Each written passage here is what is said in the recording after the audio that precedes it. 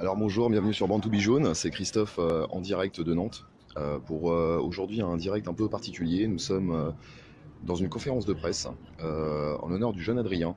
Je ne sais pas si vous vous souvenez, le jeune Adrien est un Azérien de 22 ans, mobilisé comme tous les week-ends, participé à l'acte 7 du 29 décembre 2018 et blessé par un tir de flashball.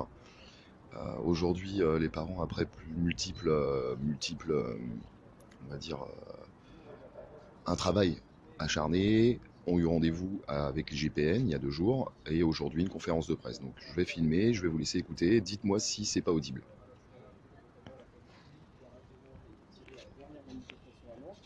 Alors qu'il y a quand même Adrien qui a failli mourir il y a 2 semaines, ils ont tiré des grenades encore plus dangereuses sur les manifestants. Donc nous, on a ce volet-là de connaissance, d'expertise.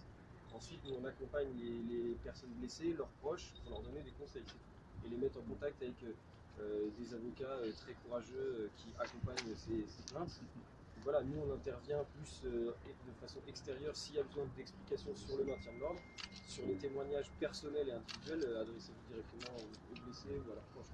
Vous êtes créé quand l'Assemblée des blessés exactement? Ça fait combien de temps que vous existez? On s'est constitué en tant qu'Assemblée nationale en 2014 après la mort de Rémi Fraisse à Sivins. Mais en réalité, il y avait des familles de blessés qui se rencontraient depuis des années dans toute la France, des gens qui avaient perdu l'usage d'un œil, des gens qui étaient gravement blessés. Et là, ça se constitue de plus en plus. En termes de chiffres, il faut vraiment préciser que là, sur le mois et demi qui vient de s'écouler, on recense 14 personnes qui ont perdu un œil, 4 mains arrachées. À Nantes? En France. À Nantes, on est à 4 personnes touchées à la tête, dont Adrien est très très gravement atteint. Donc voilà, là on en est là. Rien qu'à Nantes, il y a 4 personnes avant les Gilets jaunes qui avaient déjà perdu un œil ou l'usage d'un œil. Enfin, on est sur des chiffres hallucinants. Et là, depuis un mois et demi, on est sur une explosion. Nous, on tient un recensement depuis 2007 sur les personnes qui ont été gravement blessées par la police. Là, depuis un mois et demi, on est sur autant qu'en plusieurs années d'habitude. Donc c'est une explosion de violences policières et de mutilations jamais vues. Et là, le gouvernement continue à acheter des armes encore plus dangereuses avec les lanceurs multicoups.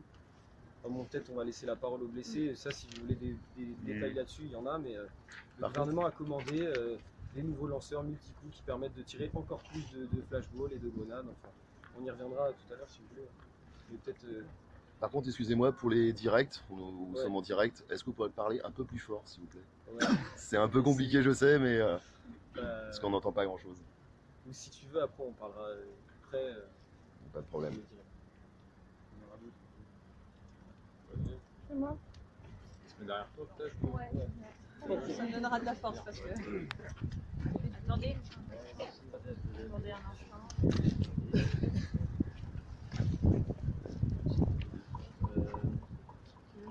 Ouais.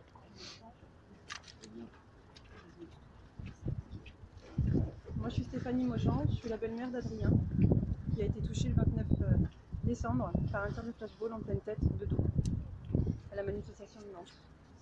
Donc je prends la parole en tant que la belle-mère d'Adrien qui a subi quelque chose d'inadmissible et en tant que gilet jaune. Ce samedi 29 décembre, Adrien accompagnait son père et ses amis pour la deuxième manifestation de sa vie sur Nantes. La première fois, son père Eric avait constaté par lui-même de ce qu'il se passait en dehors des médias.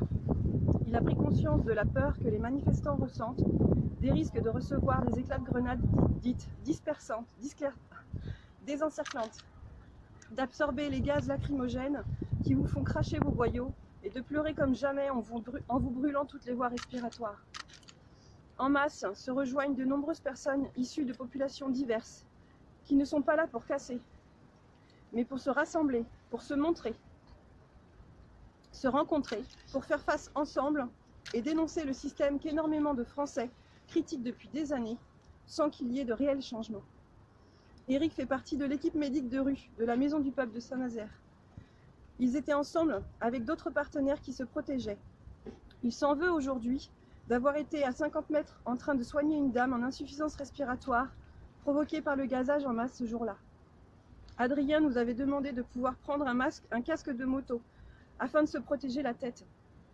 Nous avons refusé, lui expliquant qu'en faisant cela, il passerait pour un casseur. Nous regrettons à présent d'avoir refusé cette protection. À ceux qui se posent la question pourquoi nous l'avons laissé aller là-bas, ceux qui disent « il faut pas, c'est trop dangereux, il faut être malade pour aller manifester en ce moment », je leur dirais « cela ne devrait pas être un danger de manifester ». Et pensez-vous vraiment que tous ces gens sont fous? À ceux qui pensent qu'il était une menace et que son attitude ou sa tenue vestimentaire pouvait inspirer l'inquiétude chez les forces de l'ordre, je leur répondrai « on le voit les mains dans les poches, le regard à droite, à gauche, tranquille, toujours accompagné. » Adrien n'avait pas de gilet jaune ce jour-là, pour la simple raison que c'est moi qui les avais. Le gilet jaune d'ailleurs est un emblème, un signe de ralliement, au départ. Mais ce n'est pas une obligation pour manifester. Pour ma part, je n'ai jamais vu un casseur habillé avec un pantalon de travail. D'ailleurs, j'en profite pour affirmer que les actes de personnes qui seraient décrites comme des casseurs ne justifient pas les mutilations et traumatismes causés par les armes de la police de manière irréversible. Je parle de flashball, LBD 40 essentiellement, et de grenades GLIF 4 par exemple. Mais où était la menace, l'agressivité lorsqu'Adrien se retourne pour rejoindre son père? Dites-moi où est la dangerosité.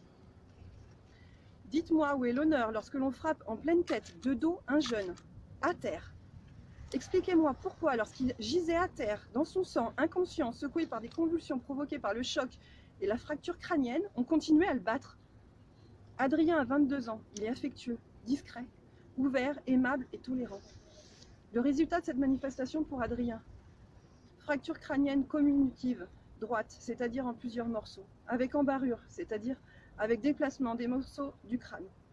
Hématome sous-dural, c'est-à-dire une hémorragie cérébrale associée à un œdème de l'hémisphère droit. Fracture de l'orbite avec hématome. Fracture de phénoïde, un os à la base du crâne. Fracture de la mâchoire droite. Hématome sur le tibia avec des traces de crampons encore aujourd'hui. Et douleur dans toute la colonne vertébrale, douleur dans les reins et la hanche gauche. Il a dû subir une opération en urgence avec une ouverture plus large du crâne pour évacuer l'hématome et est resté 5 jours en service de réanimation. Les scanners et IRM de contrôle ont par la suite été rassurants. Actuellement, il est sorti du service traumatologie neurologique pour retourner auprès de sa famille. On ne connaît pas encore les séquelles neurologiques, il est trop tôt. Elles seront diagnostiquées par la suite. Une série d'examens avec des spécialistes sont prévus dans les semaines à venir. Mémoire, vue, audition, entre autres. Mais des crises d'épilepsie, comme les convulsions que les témoins ont décrites lors du traumatisme sur place, ont récidivé et continuent encore aujourd'hui. Un traitement neurologique quotidien a donc été mis en place. Par ailleurs, un traumatisme psychologique important est établi. Une prise en charge sérieuse va débuter. Cela nous demande une présence permanente auprès d'Adrien. Et ça a provoqué dans notre famille d'énormes bouleversements. Et ce drame n'est pas isolé. Il fait suite à un autre drame récent à Nantes, celui qui a touché Philippe. Atteint par une balle de LBD 40 aussi, dans les côtes, le samedi 8 décembre. Celle-ci a provoqué une fracture de la rate très prononcée, entraînant une hémorragie interne. C'est la moitié de son sang qui s'est écoulé de son corps. Cette hémorragie aurait pu, si elle n'avait pas été détectée assez tôt, entraîner les conséquences les plus dramatiques pour ce père de famille et ses proches. Mais on en parlera toujours moins que ces quelques voitures de luxe abîmées sur les Champs-Élysées.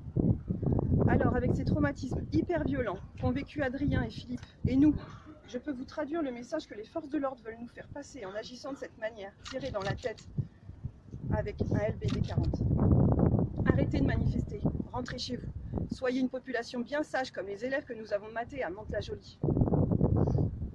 La justice nous protégera, nous, et ne vous protégera pas.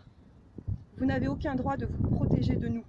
Soyez résignés, nous avons le pouvoir de vous faire taire quand arrive 16h30 et que nous voulons rentrer chez nous après avoir bien rigolé à vous regarder.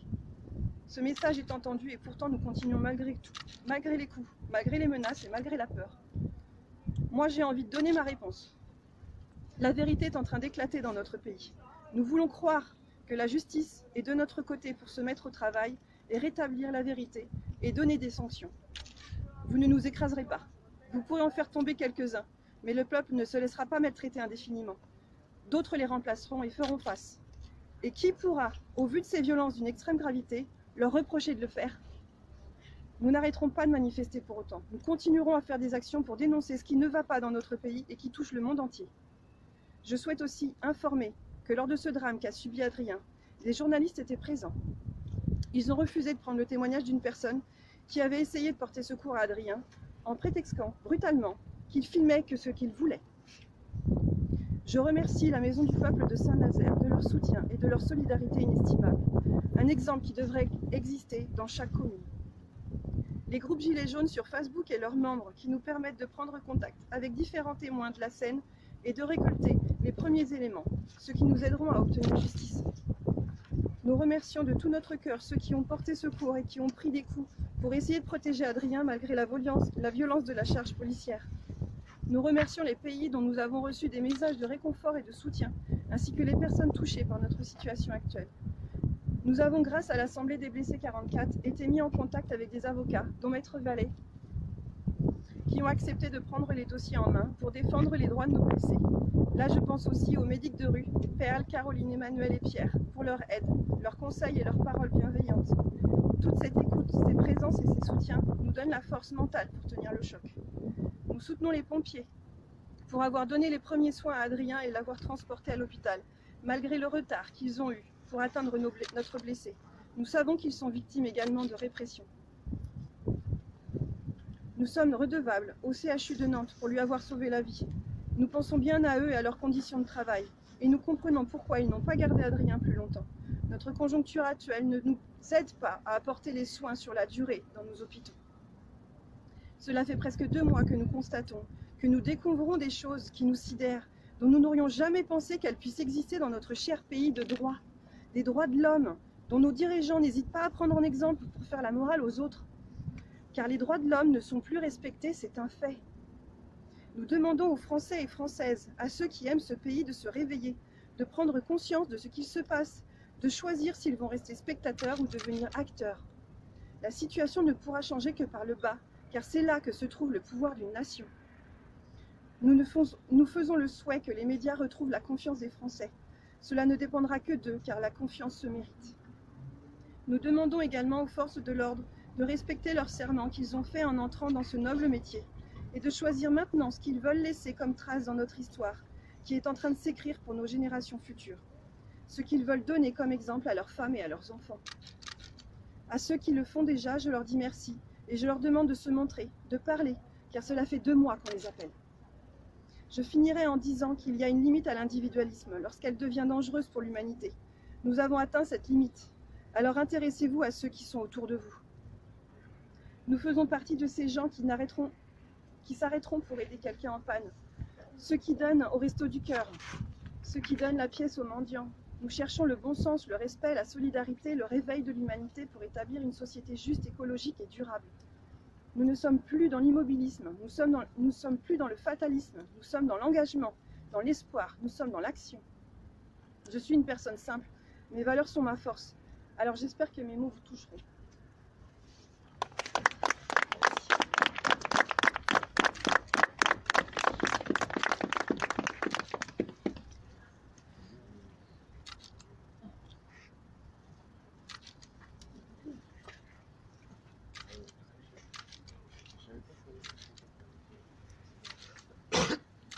Adrien n'est pas en état de répondre aux questions. Je pense que vous l'aurez constaté par vous-même. Et je vous remercie pour le respecter.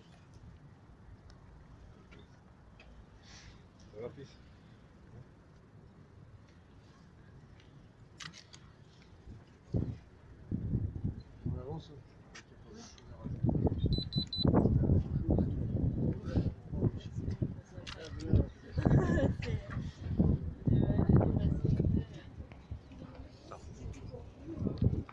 Alors voilà, magnifique discours, comme vous avez pu le constater, des parents de la belle maman d'Adrien. Alors excusez-moi, j'ai pas trop mes mots, parce que chargé d'émotion. Tout ça, c'est pour lui. Tout ce combat, c'est pour tous ces blessés qui, toutes les semaines, jonchent, on va dire, les manifestations. Tous ces blessés courageux qui se battent pour nos droits, pour nos revendications. Et je crois que c'était très important de le diffuser. Excusez-moi, franchement, un peu trop d'émotion. Donc voilà. Donc, je vais essayer de m'approcher des parents tout à l'heure. On essaiera si je peux faire une petite interview, discuter, on verra. Mais là, comme vous voyez, Adrien n'est pas du tout en état de répondre aux questions. Donc on va respecter. Je voulais vraiment vous faire partager tout ça. vous diffusez, partagez autour de vous, c'est très important parce que c'est totalement inadmissible. C'est un combat, un très long combat, comme vous avez entendu, il y a beaucoup de blessés, des mutilés, il y a eu des décès pendant ces 8 dernières semaines. Et grâce, on va dire, à tout votre soutien, toutes ces personnes n'auront pas combattu pour rien et ne seront pas mobilisées pour rien durant toutes ces semaines. Voilà, donc pour le moment je vais vous laisser, je vous reprendrai peut-être plus tard en direct. Je vous remercie beaucoup en tout cas d'avoir entendu et visionné tous ces discours et partager, c'est hyper important. Donc nous étions à Nantes, devant le tribunal, à la conférence de presse de la famille d'Adrien, pour Born to be Jaune, c'était Christophe. Merci beaucoup.